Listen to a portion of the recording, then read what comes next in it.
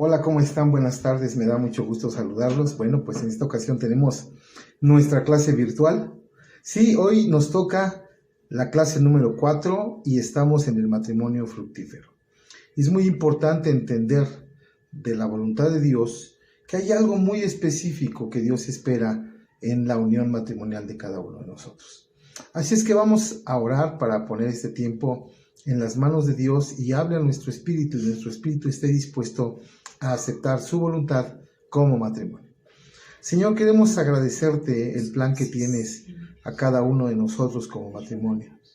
Señor, que nuestro matrimonio pueda fructificar, Señor, y que nos multipliquemos, no solamente, Señor, como género humano, sino como hijos tuyos. Que no solamente seamos, Padre, personas que habitan esta tierra como matrimonio, sino que hagamos tu voluntad y que establezcamos el reino tuyo aquí en la tierra. Te damos muchas gracias en el nombre de Jesús. Amén. Ok, pues tenemos como siempre un propósito específico. Y este propósito es analizar las diferentes formas en que nuestro matrimonio debe de fructificar para asegurarnos de producir esos frutos y así hacer la voluntad de Dios en nuestros matrimonios. La introducción nos dice: en la Biblia encontramos en 2 ocasiones que Dios manda al matrimonio fructificar y multiplicarse en el comienzo y cuando recomenzó con Noé. No es algo opcional, es un mandamiento específico para nuestro matrimonio y debemos saber cómo ser un matrimonio fructífero. Ok. La Biblia, cuando recién comienza y habla acerca de la creación del matrimonio, dijo: y los bendijo Dios y les dijo: fructificar y multiplicar. Vamos a leerlo, lo que dice la Biblia. El mandamiento de Dios para el matrimonio es dar fruto. ¿Qué es eso de dar fruto? Bueno, pues vamos a leerlo, ¿sí?, de acuerdo a la palabra de Dios. Sí, Génesis 1:28. Y los bendijo Dios y les dijo: fructificad y multiplicaos, llenad la tierra y sojuzgadla, y señoread en los peces del mar, en las aves de los cielos y en todas las bestias que se mueven sobre la tierra. Fíjate qué interesante, porque después de bendecirlos, es un mandamiento, no es algo que sea opcional, no es algo que si quiero, o que si me gusta, o que si me agrada. Todo matrimonio, ¿sí?, de parte de Dios, su voluntad es que nosotros demos fruto como los árboles. Ahora, el fruto es algo muy característico de un árbol que tiene una semilla, se siembra y esa no da fruto de la mañana a la noche. Tiene que pasar por un proceso de madurez, ¿sí?, alcanzar un tamaño el árbol y después empezar a dar fruto. Ahora, el fruto es muy importante porque a través del fruto se genera la semilla y no solamente eso, sino que el fruto es algo que los demás pueden probar. Y es un mandamiento para nuestros matrimonios, que nosotros demos fruto. Ahora, ¿qué tipo de fruto? Sabemos que los árboles de manzano dan manzanas, sí, que los perales dan pera, y así. Entonces, ¿cuál es el fruto que cada matrimonio debe de dar?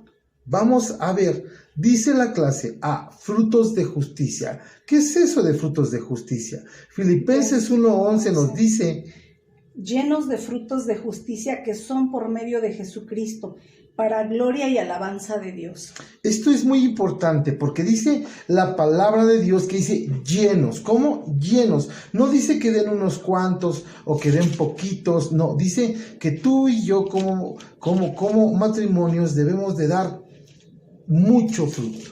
¿Sí? Llenos, así, rebosando nuestro matrimonio de frutos. Dice frutos de justicia. Ahora, ¿qué es eso de frutos de justicia? Significa que es la gracia de Dios, la fe que tenemos en Dios operando en nuestras vidas. Si solo cuando Cristo está en nuestro matrimonio podemos dar frutos de justicia. Es que eso quiere decir caminar en rectitud. Nuestro matrimonio, antes de que conociera de Dios, se tambaleaba y hacía muchas cosas indebidas. Ahora tenemos que caminar en toda una rectitud. Ya no caminamos como el mundo, con cosas que no tienen que ver con la voluntad de Dios. El matrimonio está hecho para que cuando la gente te vea, sabe que tú caminas en una integridad y en una rectitud, porque quien norma tu vida es la palabra de Dios. Un matrimonio que da fruto de justicia es un matrimonio que en todo lo que hace incluye a Dios.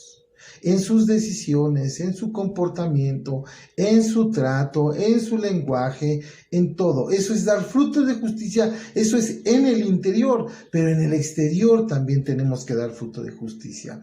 Que nosotros como matrimonio, cuando tratamos a la demás gente o cuando hacemos algo nosotros por la demás gente, se ve que estamos guiados por el Espíritu Santo y por la palabra de Dios.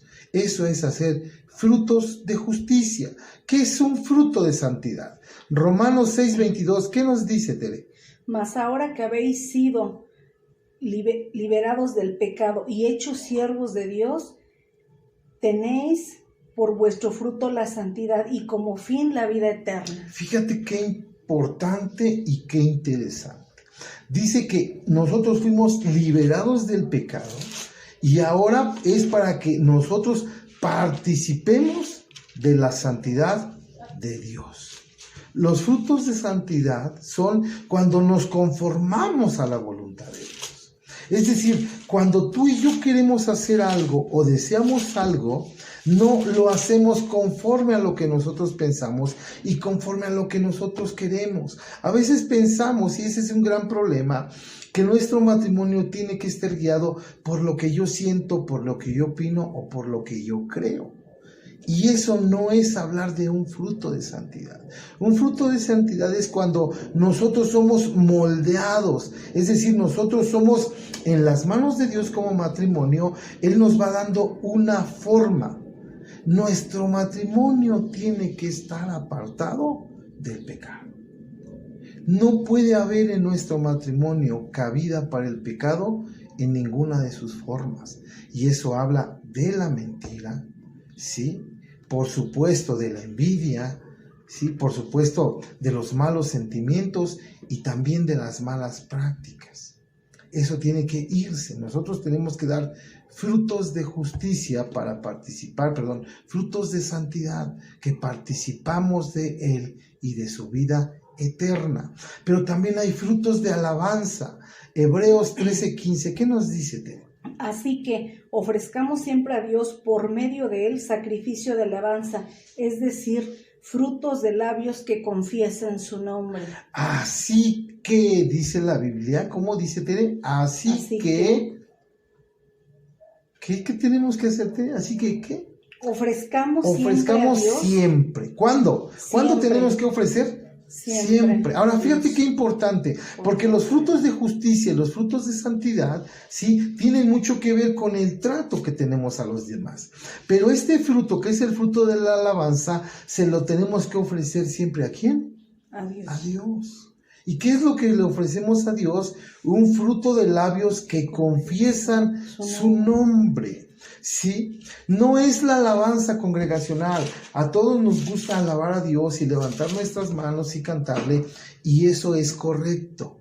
Pero esa es una alabanza congregacional, no es el fruto de labios. Dice, frutos de labios que confiesan su nombre. Confesar es cuando tú declaras algo de lo que tú eres testigo. Cuando te dicen, confiesa los hechos de algo, tú lo que estás haciendo es hablas de lo que tú viste o de lo que tú participaste. Eso significa que nuestro matrimonio lo que tiene que hacer es declarar lo que sabemos de Jesús. Eso es algo muy importante. Ahora, no solamente es hablarlo con la boca, sino sostenerlo con nuestras acciones. Si nosotros decimos que nosotros somos un matrimonio que ama a Dios, y que le expresamos con nuestras palabras y diciendo, en nuestro matrimonio, quien gobierna y quien manda es Dios, lo tenemos que sostener con nuestros hechos. Ese es el fruto de alabanza que confiesa su nombre. Si yo digo que mi matrimonio le pertenece a Dios y es Dios quien gobierna mi matrimonio, expresar un fruto de alabanza es cuando yo a mi esposa le digo, te amo. ¿Por qué? Porque la amo como Cristo amó a la iglesia, pero no solamente se lo digo, porque la palabra de Dios dice, y Él es su Salvador. Eso quiere decir que si yo le digo que la amo, yo tengo que demostrarlo con mis hechos, no solamente con mis palabras. Y con mis palabras le tengo que decir todos los días que la amo. ¿Ok? Ese es el fruto de alabanza. Confesamos lo que sabemos de Jesús. Ok, pero hay otro fruto, el fruto del Espíritu, que está en Gálatas 5:22. Mas el fruto del Espíritu es amor, gozo, paz, paciencia, benignidad, bondad, fe, mansedumbre, templanza. Contra tales cosas no hay ley. Fíjate, el fruto del Espíritu, y no está con una E minúscula. Eso significa que es el Espíritu Santo en nuestro matrimonio. Sí, en las clases anteriores aprendimos que el matrimonio, una de las cosas por las que Dios le hizo fue para tener comunión con Él. Sí, y ahora nosotros tenemos comunión con Dios a través de su Espíritu Santo. Es decir, nuestro matrimonio es el mejor lugar donde podemos nosotros albergar la presencia del Espíritu Santo y el Espíritu Santo obrando en nuestras vidas. Hay 9 frutos que quiere producir el Espíritu Santo en nosotros. ¿Sí? Esos 9 espíritus tienen que estar latentes, ¿sí? Son las diferentes cosas, ¿sí?, que lo componen. Es empezando con el amor, más el fruto del Espíritu es amor. Y luego el segundo es ¿qué? Gozo. Es paz, es paciencia, es benignidad, es bondad, es fe, mansedumbre, templanza y por último dominio propio. Esas cosas tienen que estar dentro de ti, dentro de tu matrimonio. Es decir, nosotros, para poder dar ese fruto del Espíritu que Dios está esperando, es que lo compartamos aquí entre ella y yo como matrimonio. Yo la tengo que amar, sí, y también me tengo que gozar porque ella está conmigo, porque ella es la compañera que Dios me dio, sí. Tengo que vivir una casa en paz, con paciencia, con benignidad, con mansedumbre, con templanza, y nuestro matrimonio, que está guiado por el Espíritu Santo, al final dice que tiene que tener dominio propio. Si en nuestro matrimonio no hay palabras dulces, tratos cariñosos, tratos que ayuden el uno al otro, entonces tendríamos que estar, sí, nosotros preguntándonos, ¿están los frutos del Espíritu Santo patentes en nuestra relación matrimonial? Porque Dios está esperando, ¿sí? Que dice su clase, es un fruto con diferentes cosas que lo componen, empezando con el amor. Cada matrimonio debe dar este fruto, no hay de otra. Tenemos que dar el fruto. Ahora, fruto para Dios. Romanos 7:14, esto es algo muy impresionante. Escucha bien la cita bíblica. Romanos 7:4. Así también ustedes, hermanos míos, habéis muerto a la ley mediante el cuerpo de Cristo, para que seáis de otro, del que resucitó de los muertos, a fin de que llevemos fruto para Dios. Escucha lo que dice la palabra de Dios. Nosotros fuimos muertos al viejo hombre, muertos a la ley que gobernaba en nuestros cuerpos, para que seamos de otro. Y habla de ese otro, es Jesús. Ahora tú y yo somos, sí, de Él, y también nuestro matrimonio le pertenece a Él. Antes dice que éramos de otro, y ya no quiero decirte quién era ese otro, pero éramos de otro y ahora somos para Él. ¿Y qué dice para qué te dé? ¿Qué dice para qué somos? Somos a fin de que llevemos fruto para Dios. Exacto, es decir, si Dios nos rescató como matrimonio y nos apartó del pecado y nos quitó del dominio de Satanás, es con una sencilla razón: que llevemos fruto a Dios. Si nuestro matrimonio no da fruto, significa que a Dios no le estamos llevando absolutamente nada. Ahora, solo es posible cuando nos damos cuenta que nuestra vida ya no nos pertenece y que hemos muerto a la ley del pecado que estaba en nuestras vidas, para participar del cuerpo de Cristo, para que glorifiquemos con todo lo que hacemos, especialmente como matrimonio. Así es que cada vez que tú das fruto, sí, aunque tú eres beneficiario de ello, la verdadera razón de darle fruto es llevárselo a Dios, porque Él lo espera de tu relación matrimonial. El punto número 2 dice, el mandato de Dios es procrear. Ya vimos que primero fue dar fruto y después multiplicarse. ¿Qué es eso de multiplicarse?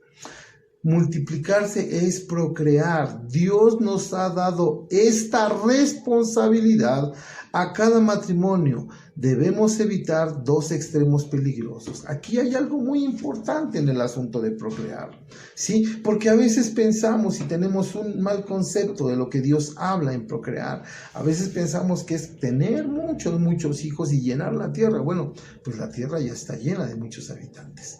Pero ¿qué es eso lo que como los hijos de Dios nos mande? Es decir, yo puedo tener todos los hijos que yo quiera porque son los que Él me mande. Vamos a ver qué dice Efesios 6:4. Y ustedes, padres, no provoquéis a ira a vuestros hijos, sino criadlos en disciplina y amonestación del Señor. Así es. Tú puedes tener todos los hijos que puedas criar en disciplina y en amonestación de Dios. Dios nos responsabiliza a cada matrimonio en planificar nuestra familia. No es tener 1, 2, 3, 4 y llegar hasta la docena sin decir que tengo una responsabilidad sobre cada uno de mis hijos. ¿Sí? No es decir los hijos que Dios me mande, sino los que yo y mi esposa o mi esposa y yo podemos criar, ¿sí?, de acuerdo a la disciplina de Dios. Porque a veces tenemos tantos hijos que a veces y son tan pequeños que cuidamos a uno y ya lloró el otro y el otro ya se cayó y el otro está haciendo su tarea y todos lloran al mismo tiempo y terminamos desquiciando. Y sabes que si nosotros no tenemos esa capacidad para criarlos en la amonestación del Señor, pueden criarnos muchos problemas. Por eso a veces tu esposa está de mal humor, está malhumorada, porque en el día cuidar 3 o 4 niños pequeños es muy complicado. Ahora que estamos en esta contingencia lo vas a entender muy bien, varón. Te vas a dar cuenta lo complicado que es estar en casa cuando todos los hijos se desatan y cuando todos quieren comer y cuando todos ya se enojaron y cuando todos ya hicieron el berrinche. Pero es importante, Dios nos responsabiliza de planificar nuestra familia. Cada matrimonio decide cuántos hijos puede criar en el amor y en el temor de Dios. Varón, esposa, es tu responsabilidad criarlos en el temor de Dios. Ahora, también viene el otro extremo. Dices, no, pues entonces nomás no tengo ninguno, porque voy a esperar que se dé la situación, sí, perfecta para poder tener hijos. Y dices, hasta que tenga la casa, la camioneta, la sillita, la cuna, la andadera, y tenga un departamento de donde vivir, y tenga un gran negocio. ¿Es también esa entonces la situación perfecta para tener hijos? ¿La situación estable? ¿Qué dice Proverbios 10:22? Proverbios 10:22. La bendición de Jehová es la que enriquece y no añade tristeza con ella. Exacto. Porque mucha gente se espera el tener hijos para tener la posibilidad de poder criarlos a todos con una solvencia económica. Y eso también es una mentira. Para muchas personas es tener casa, todos los muebles, un auto, etc. Sin embargo, lo anterior puede llevar mucho tiempo y se corre el riesgo de perder la fuerza y el humor de criar a los hijos. Además, lo más seguro es que nunca encuentres una situación ideal. Debemos aprender a caminar en la bendición de Dios. Por eso la Escritura dice, la bendición de Dios es la que enriquece. ¿sí? No esperes a tener, ¿sí?, un gran palacio y tener el gran jardín para poder tener a tus hijos. Nosotros tenemos un tiempo. Las mujeres tienen un tiempo de fertilidad donde físicamente son lo más adecuado para tener a los hijos. Después el cuerpo va creciendo, ¿sí?, y literalmente las capacidades y los órganos van envejeciendo. Y después se convierte hasta un riesgo el embarazo cuando ya las mujeres son muy grandes. Entonces a veces también dices, no, pues me espero, y a veces usas métodos anticonceptivos, y hay métodos anticonceptivos que son muy agresivos en el cuerpo de las mujeres y a veces causan esterilidad. Por eso lo que tú tienes que tener es la dirección de Dios, pero sobre todo la bendición de Dios, para que tú ni tengas muchos, ni también digas no tengo ninguno, hasta tener la situación ideal. Cada uno de nosotros tiene que tener comunión con Dios para que Él nos indique cuántos son los que podemos tener, ¿sí?, en educarlos de acuerdo a la voluntad de Dios y en qué momento es el preciso para tener nuestros hijos. Ahora, el mandamiento de Dios es que el matrimonio tenga compañerismo, dar fruto, entender lo que es procrear, pero también el mandamiento de Dios es que como matrimonio tengamos compañerismo. ¿Qué dice Génesis 2:24? Por tanto, dejará el hombre a su padre y a su madre, se unirá a su mujer y serán una sola carne. Fíjate qué importante es esto. Dice dejar padre y madre. Sabes, a veces cuando nosotros comenzamos la relación de noviazgo, sí hay un lazo muy estrecho. ¿Por qué? Porque pasamos solamente buenas horas, ¿sí?, con la novia o con el novio. ¿Eso qué significa? Eso qué significa que tú cuando vas a verla y eres novio tienes todas las ganas, porque vas a pasar un poco de su tiempo, no vas a convivir y ni vas a tener la intimidad, y no me refiero a la intimidad sexual, sino a la intimidad de lo que realmente es un hogar. Por eso la Escritura dice, por tanto el hombre dejará padre y madre y se unirá, es decir, dejará ese lazo y ese vínculo. Un hombre no puede tener mamitis ni papitis, y también una mujer no puede tener ni mamitis ni papitis. Esas cosas, esas relaciones tienen que pasar a un segundo término. No significa que las dejes, significa que dejan de ser la parte más importante, y la parte más importante se convierte tu esposa o tu esposo.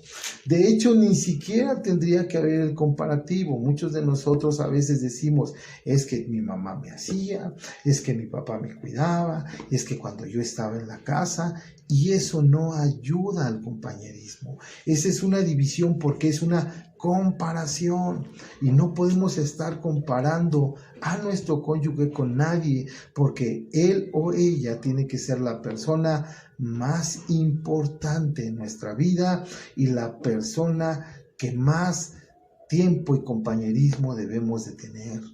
Por eso dice, dejarás a tu padre y a tu madre. Es decir, antes tenías una perspectiva y un objetivo que podías alcanzar en tu familia, pero ahora tienes que dejarlo todo eso atrás, y tiene como propósito establecer un compañerismo genuino en todas las áreas que lo constituyen. Las cosas cambian porque ahora convives con él y convives con ella, ¿sí?, en todo lo que tiene que ver con el matrimonio. Antes solamente eran buenos ratos que pasabas, pero la dejabas o lo dejabas y ya no había ningún compromiso. Ahora hay un compromiso y un proyecto de vida juntos.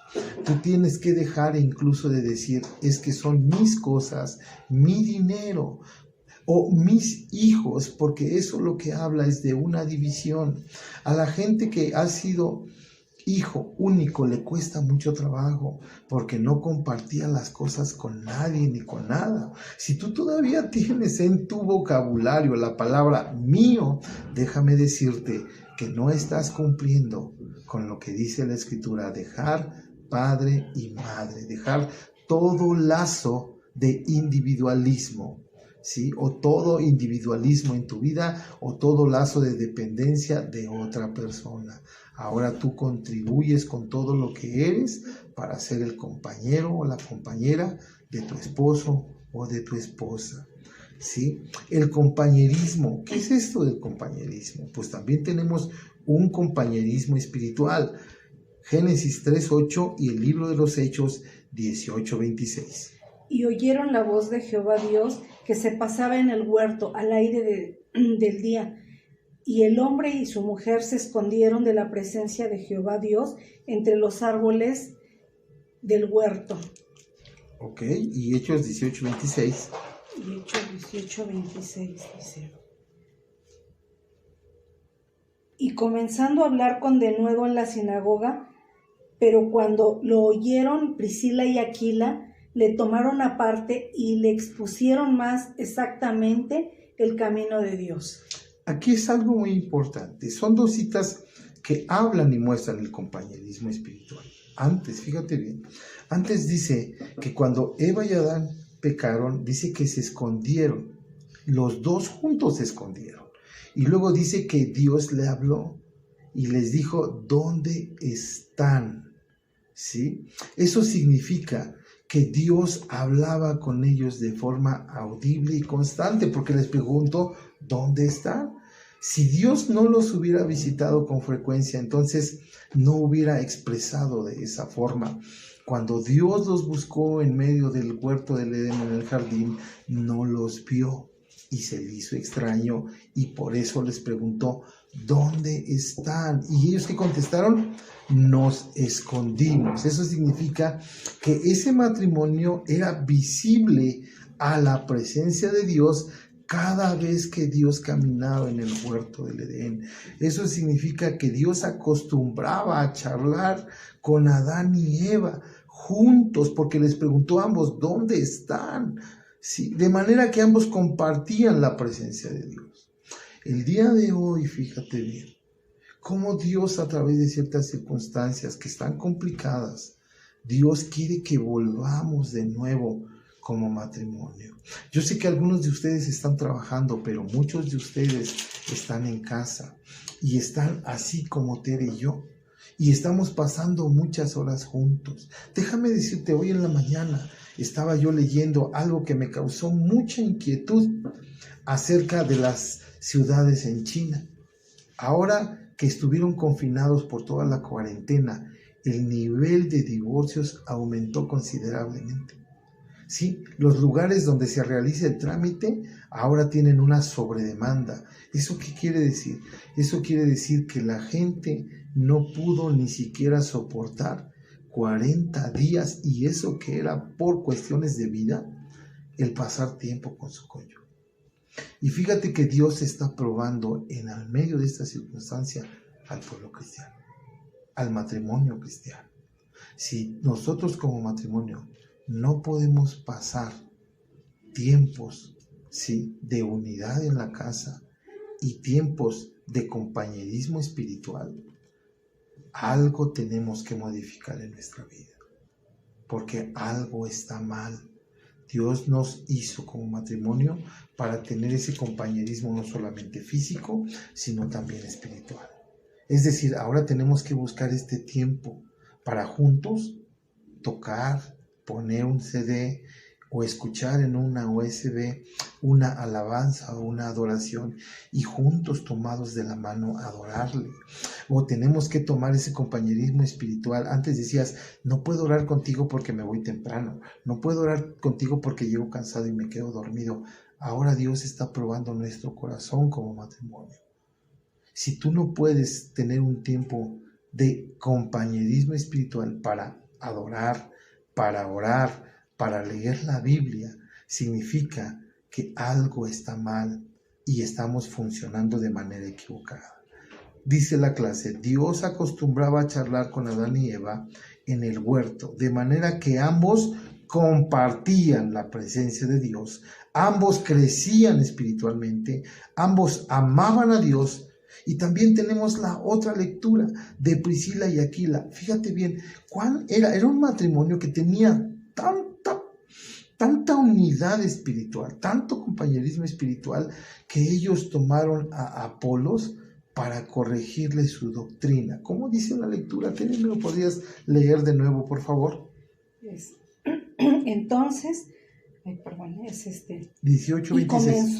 Y comenzó a hablar con denuedo en la sinagoga, pero cuando lo oyeron Priscila y Aquila, le tomaron aparte a él y le expusieron más exactamente el camino de Dios. Exacto, fíjate, un matrimonio tomando a un varón y exponerle y aclararle cuál era exactamente el camino de Dios. No lo tomó solo el esposo, sino como matrimonio corrigieron esa mala doctrina que él tenía. Eso es trabajar en pro, sí, de establecer el reino de Dios.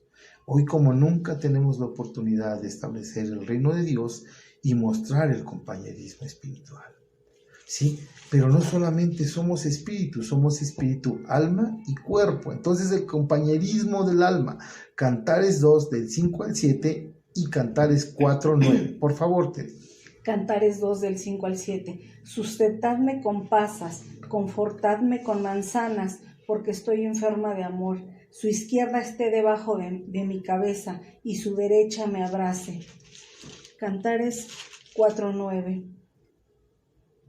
Mas una es la paloma mía, la perfecta mía, es la única de su madre, la escogida de la que dio a luz. Fíjate, estos textos bíblicos son poesía. Son una poesía, dice, sustentadme ¿con qué? Con pasas.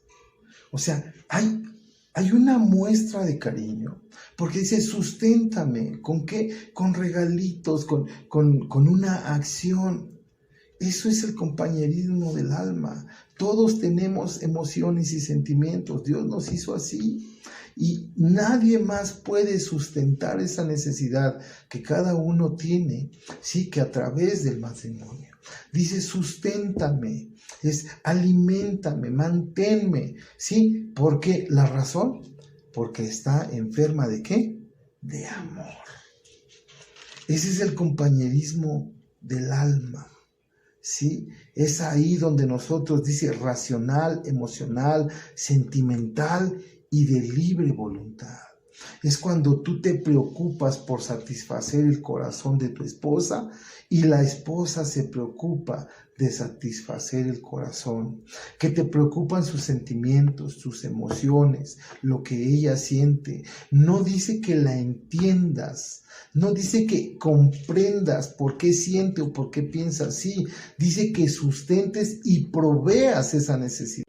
Alguien un día me preguntaba y me decía, ¿es difícil entender a una mujer? Sí, es muy difícil entender.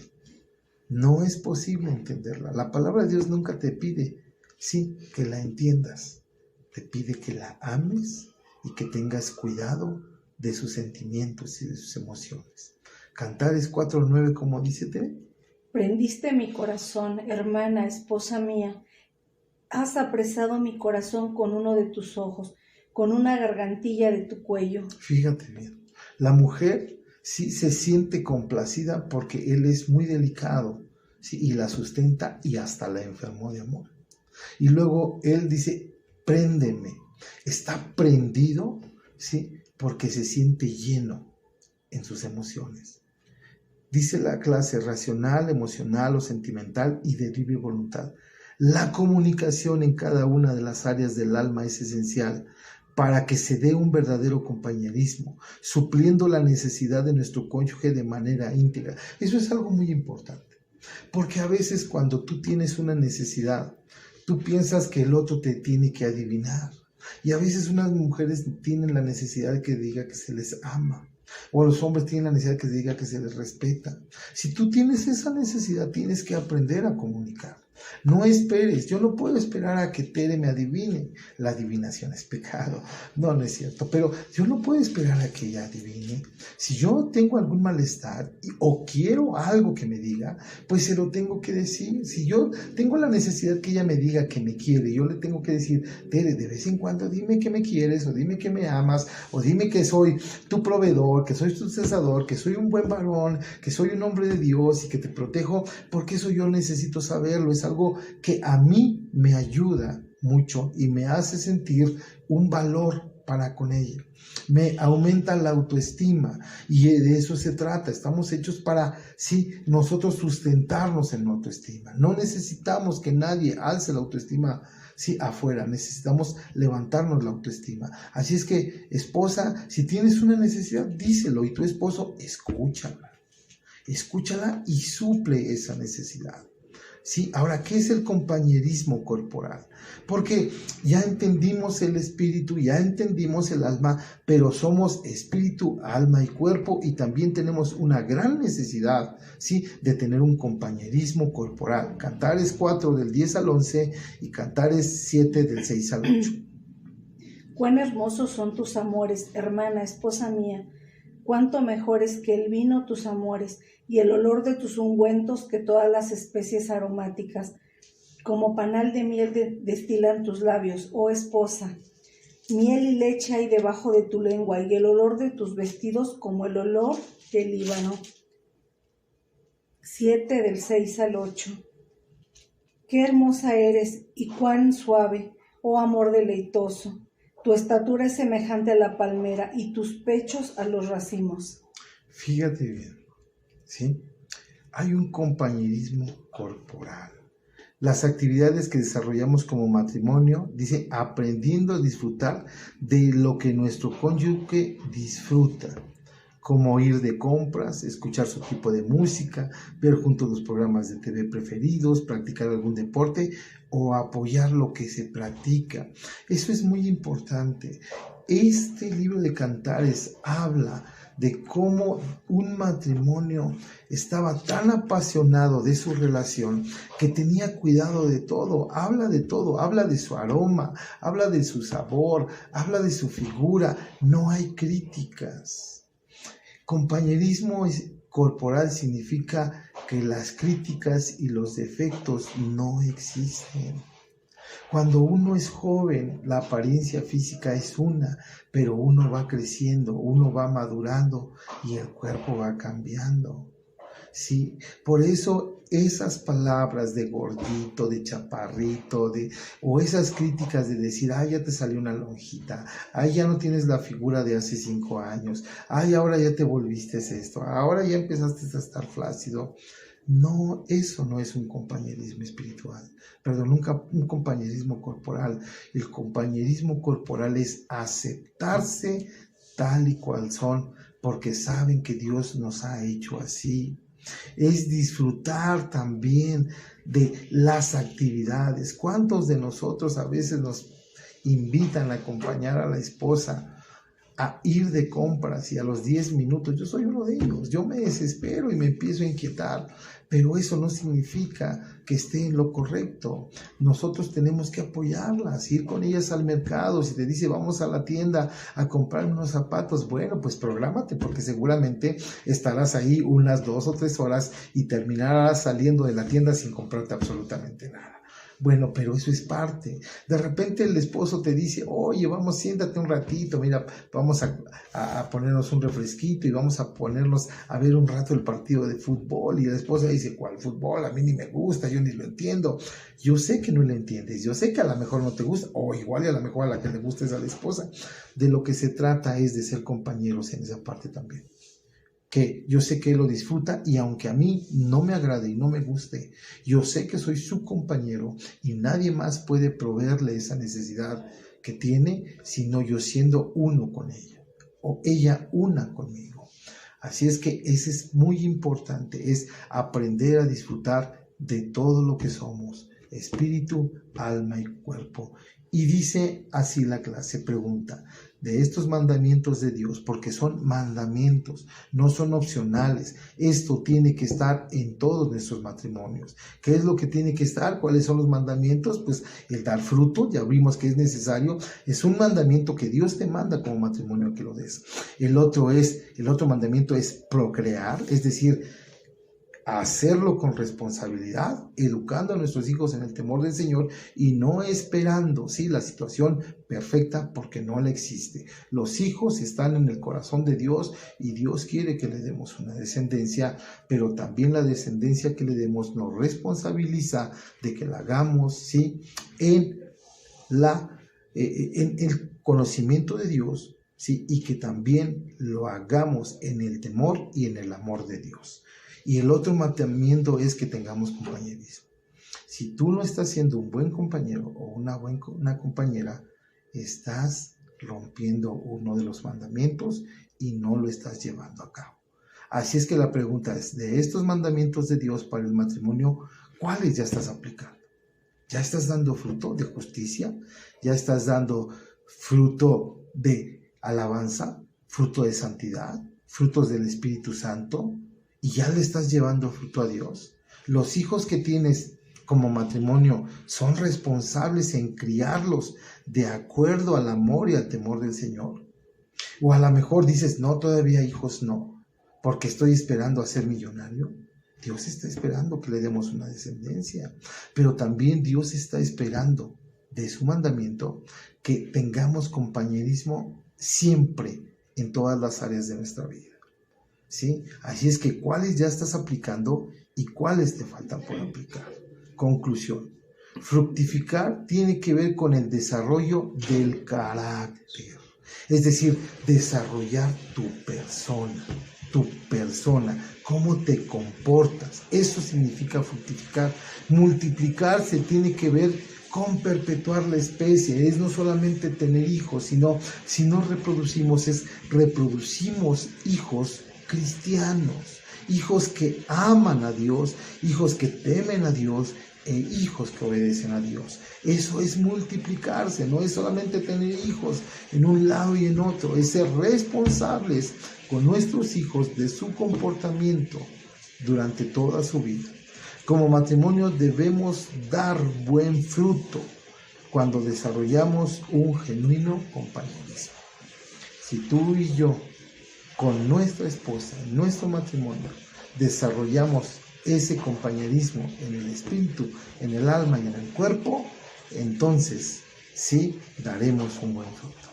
Un matrimonio que es compañero en las buenas y en las malas, como en esta situación, creo que como nunca hoy debemos de reflexionar, porque mira, tenemos la oportunidad hasta el día de hoy de estar juntos.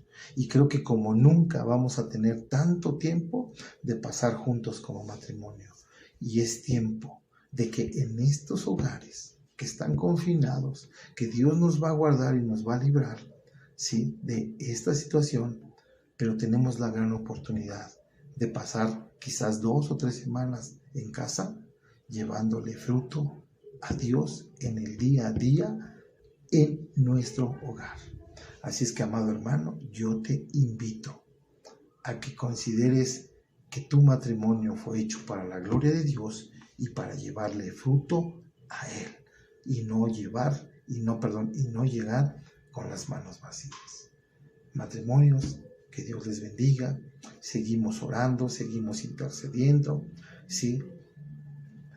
Cualquier cosa que necesites, cualquier motivo de oración, nosotros estamos disponibles para ustedes las 24 horas del día, ¿sí?, en cada uno de nuestros teléfonos, ¿sí? Y si no, ahorita te los hacemos llegar. Puedes llamarnos si tienes alguna duda, si quieres algún consejo, si quieres alguna oración, estamos para servirle. Mi amada esposa Tere, ¿sí?, estamos orando por cada uno de ustedes. Que Dios les bendiga.